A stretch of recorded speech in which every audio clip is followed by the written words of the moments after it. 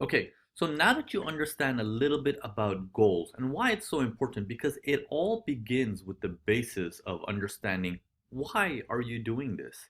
If you know your why and why you need to do this so well, your money management will become stronger and a lot more healthier. Okay, so you always want to start with your goal, and if it helps you wake up in the morning and then remind yourself, put some emotions behind it of why is this so important? Why is it important for you to succeed on top of that, right? So you want to structure your day with stuff like that. Now, if you still have some problems, don't worry. Throughout the course, I'm going to give you some tips and tricks on how you can hack your brain to help you overcome these little obstacles that you might have psychologically speaking. Okay? So don't worry about that. Now, this week, especially for this video now, I'm going to be talking to you guys about understanding opportunity.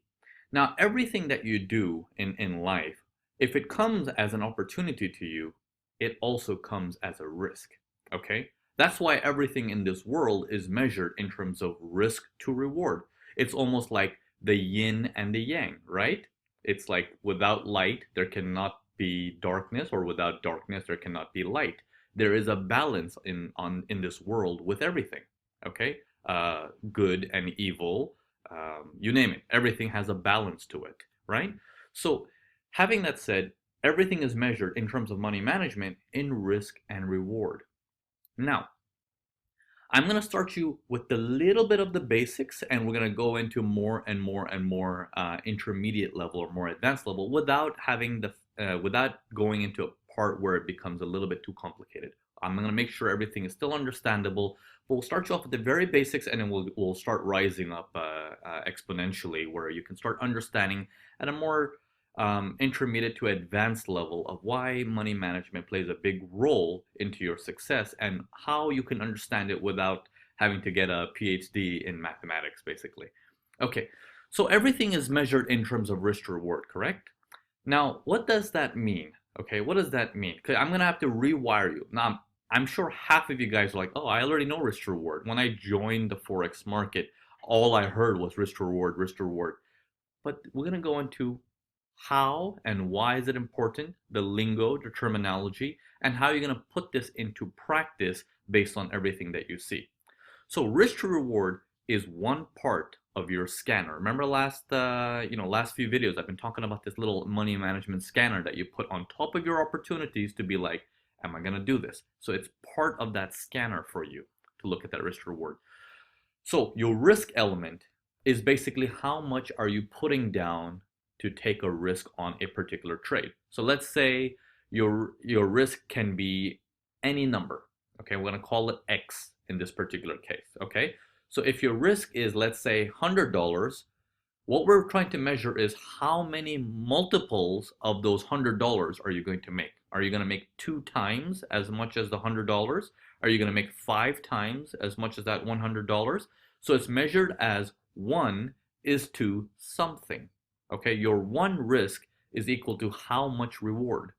Okay, so in for the sake of this particular course, we're going to call everything in terms of, if you have, for example, a 1 is to 3, which means 1 risk to 3 reward, we're going to just simply call it a 3R. Okay, because everything is measured to 1. So we're not going to start saying 1, 1, 1 all the time. We'll just say it's called 3R.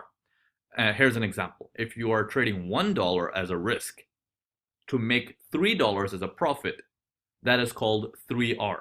Now, to some people, they might risk $1,000 and make 3,000. It's still 3R.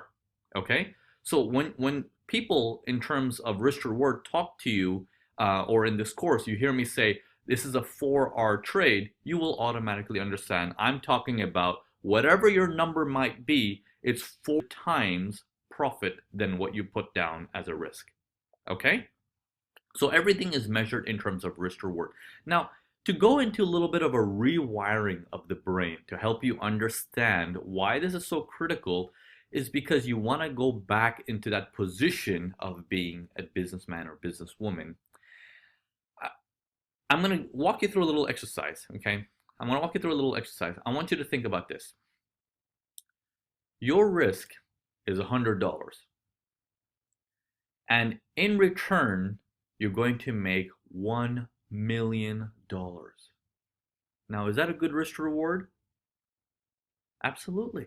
Absolutely. You might be sitting here and be like, wow, that's fantastic. Yeah, I can do that all day long. You know what? Here's 100 with the potential to make 1 million. Here's 100 with the potential to make 1 million. The problem with that is many people get attracted to the 1 million. Okay? Many people get attracted to the 1 million for 100. Oh, yeah, even better. That attraction level comes from internally, but it doesn't mean a risk to reward is a safe opportunity. Just because it has a high reward and a low risk doesn't mean it's achievable. Now, what's the goal of money management? What's the goal of this course is to help you be more consistent.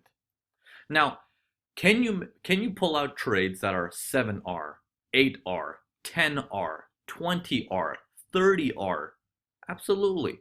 You know, a ton of you guys can do that. Many of you guys can do that. In fact, everyone on the news talks about that, right? Now, if you listen to any failed trader or any weird news reportings, they use these three words: could have, should have, would have. If you invested in Google back in 2000, blah, blah, blah, blah, blah, if you bought Bitcoin back in this, then you could have, you would have made X amount of money. It's like a painting a dream kind of thing, right? Could have, would have, should have. Okay, this is a language of failed traders. Okay, language of failed traders. Now, when you begin trading, when I began trading, I was always looking at charts and I saw a big move happen and I was like, oh, if I entered over here, down here, and I put down maybe $1,000 or something, I would have, or I could have made so much money. All these dreams started to come in, right? Now, I'm sure a lot of you guys can be familiar with that, but that's not the way you're supposed to be thinking. That is just a waste of time. That is a waste of your brain's energy.